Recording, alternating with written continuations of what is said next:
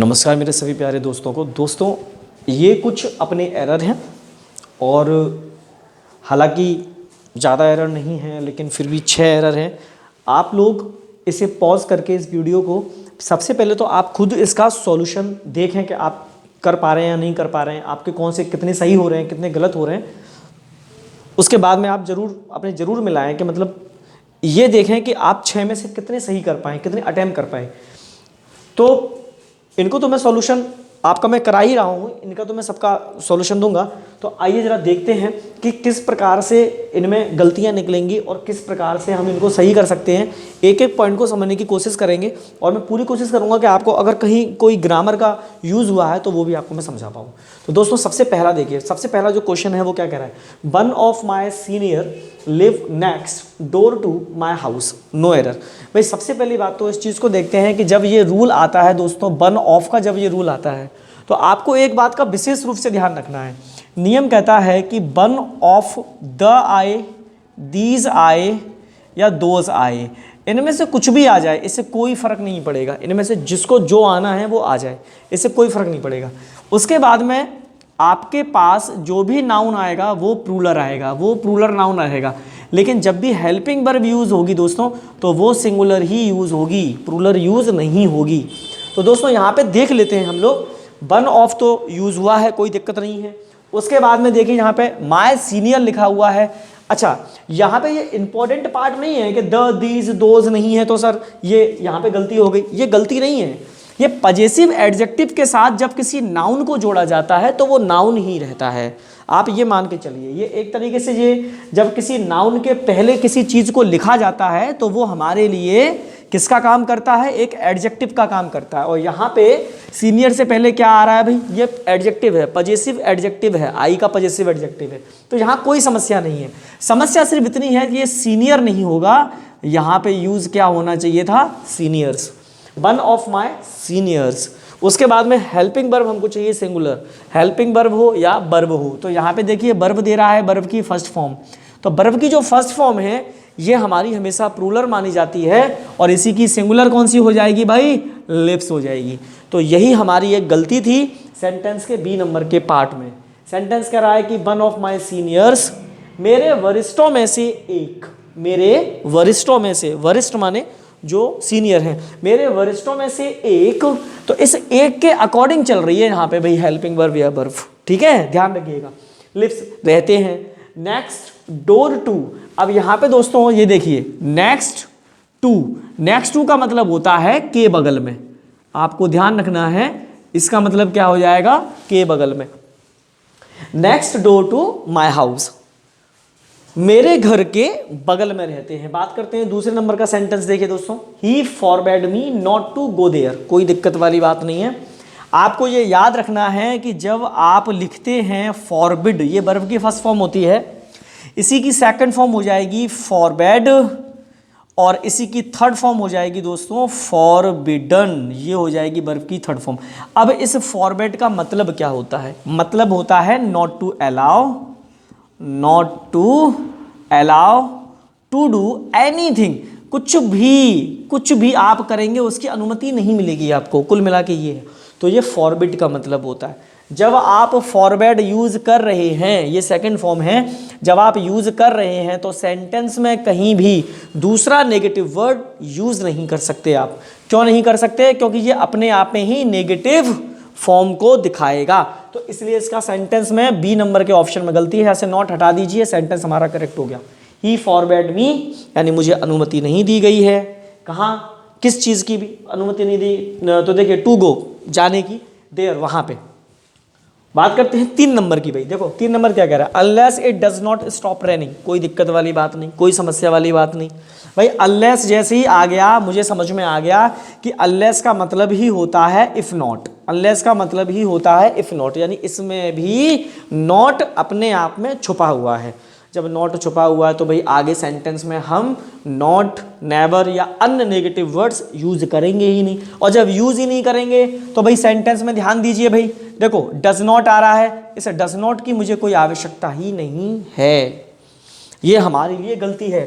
तो यहाँ पे एक तो नंबर ये बन गई भाई गलती आपकी। देखिए इट डज नॉट अब यहाँ पे आपको एक बात समझनी होगी। अब क्या समझनी होगी कि भाई जब मैं यहाँ से ये डज नॉट हटा दूंगा तो अब सेंटेंस हो रहा है अनलेस इट स्टॉप। यहाँ स्टॉप नहीं होगा, यहाँ पर स्टॉप्स करना होगा दोस्तों, यहाँ पे स्टॉप्स करना होगा।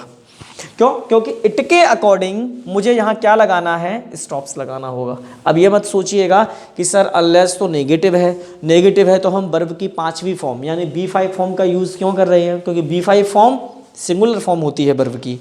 दोस्तों अनलेस हुआ, नेवर हुआ, या फिर आप इस तरीके से मानिए कि सेल्डम हुए, हार्डली हुआ, स्कर्सली हुआ, बेयरली हुए, ये कुछ ऐसे नेगेटिव वर्ड्स हैं कि अगर सेंटेंस में यूज़ हो भी रहे हैं तो इसका क्रिया पर कोई प्रभाव नहीं पड़ता। सेंटेंस का भाव यानी सेंटेंस का जो सेंस है वो नेगेटिव रहेगा, लेकिन प्रभाव नहीं पड़ेगा किसी भी प्रकार से क्रिया पर, स्पेशली वर्ब पर कोई प्रभाव नहीं पड़ेगा। तो आप ध्यान रखिएगा, ये एक गलती हो गई। तो इसमें 2 जगह गलती थी, ए में भी गलती है और भाई बी में भी गलती है। थोड़ा सा मैं बोर्ड यहाँ पे साफ कर देता हूँ भाई, ताकि थोड़ा सा स्पेस हम लोगों को मिल जाए। ये ऊपर वाले सेंटेंस हमारे हो चुके हैं। अब बात करते हैं भाई क्वेश्चन नंबर 4 की। दोस्तों क्वेश्चन नंबर 4 कह रहा है कि mister Sharma has a cow. कोई दिक्कत नहीं है भाई, मिस्टर शर्मा के पास एक गाय है, यहाँ तक मुझे कोई आपत्ति नहीं है।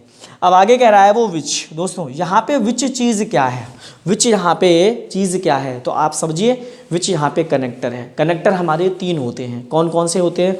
कंजंक्शन होता है, रिलेटिव प्रोनाउन होता है और रिलेटिव एडवर्ब होता है। ये 3 होते हैं। यहाँ पे ये क्या है भाई साहब, ये यहाँ पे रिलेटिव प्रोनाउन है, रिलेटिव प्रोनाउन की तरह यूज़ हो रहा है। आगे क्या कह रहा है भाई, ही हैज़ परचेज्ड इट। दोस्तों यहाँ पे ये जो विच लगाया जा रहा है ये स्पेशली गाय के लिए लगाया जा रहा है, यानी काऊ के लिए लगाया जा रहा है। जब यहाँ पे हम विच लगा रहे हैं और विच के बाद में जैसे ही हमने देखा कि भाई यहाँ तो सब्जेक्ट फॉर्म यूज़ हो रहा है, प्रोनाउन यूज़ हो रहा है, तो यानी कि ये किस फॉर्म में यूज़ हुआ है, ऑब्जेक्टिव केस में यूज़ हुआ है। दोस्तों इसका जो फॉर्म है वो कैसा है, ऑब्जेक्टिव केस है। जब ऑब्जेक्टिव केस है तो आगे सेंटेंस में, आगे वाले जो सेंटेंस में किसी ऑब्जेक्ट का होना गलत है। यहाँ पे देखिए ये जो इट दिखाई दे रहा है ना आपको, ये इट किसके लिए लगाया गया था, इस गाय के लिए। Mister Sharma has a cow, he has purchased it.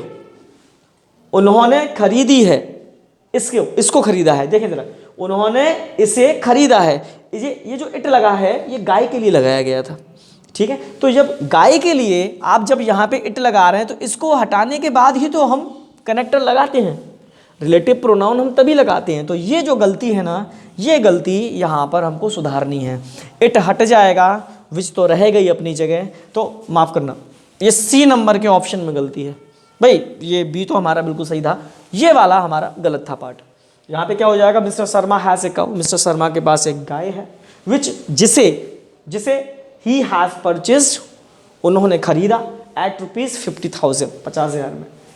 पास में देखते हैं भाई, देयर आर 3 ईज। दोस्तों जैसे ही आपको कोई नंबर दिखाई दे, जैसे ही कोई नंबर दिखाई दे, केवल 1 को छोड़ देना, 1 को छोड़ देना, 2, 3, 4, 5 डॉट डॉट डॉट जितने भी नंबर दिखाई दें, आप इस चीज़ को दिमाग के अंदर सेट कर लेना कि किसी भी नंबर के बाद में अगर आप किसी नाउन को लिखोगे तो वो नाउन हमारा प्लूरल लिखा जाएगा। कैसा लिखा जाएगा, प्लूरल। दोस्तों यहाँ पे इस चीज़ को समझेंगे, ये जो लिखा है ना, ईज लिखा है भाई, ये हमारा गलत है। 3 के बाद में ये जो ईज है ये हमारा पार्ट गलत है। ये क्या है भाई, ये है हमारे लिए लेटर। जब आप किसी लेटर का प्लूरल बनाते हैं, जैसे ई है, ए है, बी है, एल है, एम है, जब आप किसी लेटर का प्लूरल बनाते हैं तो एपस्ट्रॉफी एस लगाते हैं, एपस्ट्रॉफी एस लगाते हैं। अगर आप एपस्ट्रॉफी एस नहीं लगा रहे हैं तो आप क्या करेंगे, इसको 2 बार भी लिख सकते हैं, आप इसको 2 बार भी लिख सकते हैं। तो ये इसका प्लूरल फॉर्म नहीं था, ये गलत था। या तो आप यहाँ पे डबल ई लिख दीजिए, नहीं समझ में आ रहा तो एपस्ट्रॉफी एस के साथ लिखेंगे। ये बी नंबर के ऑप्शन में गलती थी भाई। देयर आर 3 ईज या double E in this line, please erase them. कृपया उनको मिटा दीजिए। देखिए भाई क्वेश्चन नंबर 6 क्या कह रहा है दोस्तों, the farmer was very sad. किसान बहुत ज़्यादा दुखी था। यहाँ तक मुझे कोई दिक्कत नहीं है। ये मेरे लिए भैया क्या हो गया, ये एडजेक्टिव है। एडजेक्टिव की विशेषता बताने वाला ये वेरी क्या हो गया, हमारे लिए एडवर्ब का काम कर रहा है, एडवर्ब ऑफ इंटेंसिटी। कोई पूछे ये कौन सा एडवर्ब है तो आप क्या कहेंगे, एडवर्ब ऑफ इंटेंसिटी है। ये तीव्रता दिखा रहा है, तीव्रता, भाई कितना दुखी है तो बता रहे हैं बहुत दुखी है, तो ये तीव्रता दिखाने का काम कर रहा है, एडवर्ब ऑफ इंटेंसिटी है। देखिए भाई, the farmer was very sad because, अब क्यों है भैया, तो ये हमारे पास बिकॉज क्या काम कर रहा है भैया, बिकॉज हमारे लिए क्या है भैया, यहाँ पे बिकॉज हमारा सब ऑर्डिनेटिंग कंजंक्शन है। क्या है भैया, ये सब ऑर्डिनेटिंग कंजंक्शन है। इसको आप प्यार से कनेक्टर भी कह सकते हैं। ये क्या है, कनेक्टर, अभी ऊपर समझाया था, कनेक्टर 3 होते हैं, कंजंक्शन होता है रिलेटिव प्रोनाउन और रिलेटिव एडवर्ब। ये क्या है, यहाँ पे सब ऑर्डिनेटिंग कंजंक्शन है, बिकॉज वजह बताएगा भाई क्यों दुखी है ये, उसकी वजह बताने का काम कर रहा है, सब ऑर्डिनेटिंग। आगे देखिए, वन ऑफ दी ऑक्सेस, भैया ऑक्स का प्लूरल ऑक्सेस के साथ नहीं बनाते हैं। ऑक्स का प्लूरल कैसे बनाते हैं सरकार, ऑक्स के साथ ईएन लगा देते हैं, ऑक्सेन होता है। तो ये साहब यहाँ पे गलती थी, सी नंबर में, हैड डैड यस्टरडे, कल मर गया। समझ में आ गया भाई। तो ये हमारा 6 के 6 जो हमारे जो सेंटेंस थे ये हमारे करेक्ट हो जाते हैं। हालांकि मैं पूरी कोशिश करता हूँ कि कैमरे के सामने मुझे थोड़ा सा हेजिटेशन ना हो, बट फिर भी होता है। अगर आपको फिर भी थोड़ा अगर ऐसा लगे कि मैं हेजिटेट हो रहा हूँ तो उस चीज़ के लिए मुझे खेद है और मुझे थोड़ा सा क्षमा करें। मैं कोशिश करूँगा, क्योंकि क्या होता है, कैमरे के सामने कोई नहीं होता, कोई भी नहीं होता, क्लास खाली होती है, रूम खाली होता है, समझ में नहीं आता किसको पढ़ाएं किसको ना पढ़ाएं, कुछ भी समझ में नहीं आता। कोई दिखे तो समझ में भी आता है, फेस दिखाई देता है कि हाँ भाई इसको समझ में आ रहा है, हम लोगों को समझ में आता है, लेकिन आदत नहीं है। हम लोग ऑफलाइन पढ़ाते हैं तो ऑफलाइन में आदत बिल्कुल भी नहीं होती है। तो आप ये मान के चलिए कि ऑफलाइन और ऑनलाइन का इतना अंतर है जैसे ज़मीन और आसमान। कुछ भी समझ में नहीं आता, हमको समझ में ही नहीं आता कि सामने वाले बंदे को समझ में आ गया कि नहीं आ गया।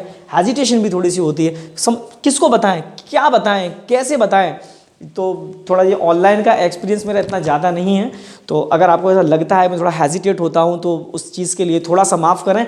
बट मैं कोशिश करूँगा कि ये हेजिटेशन निकल जाए, क्योंकि आने वाले समय में इन फ्यूचर आप ये मान के चलिए कि ऑनलाइन जो एजुकेशन है उसका स्तर, उसका लेवल कहीं ना कहीं बढ़ेगा आगे जाके, क्योंकि बहुत सारे बच्चे हैं जो ऑनलाइन पढ़ रहे हैं या ऑनलाइन पढ़ने की कोशिश कर रहे हैं। हालांकि छोटे बच्चों के लिए ऑनलाइन जो एजुकेशन है वो बहुत घातक है, लेकिन जो बड़े बच्चे हैं जो कंपटीशन में हैं, जिनके पास समय कम है, जो बहुत दूर दराज के क्षेत्रों में रहते हैं, जिनके पास जाने के लिए, आने के लिए या पढ़ने के लिए साधन नहीं है, जो अपने सिर्फ मोबाइल फ़ोन के थ्रू, वीडियो रिकॉर्डिंग के थ्रू केवल अपना एजुकेशन को ले सकते हैं, उनके लिए ऑनलाइन एजुकेशन एक बेटर ऑप्शन है।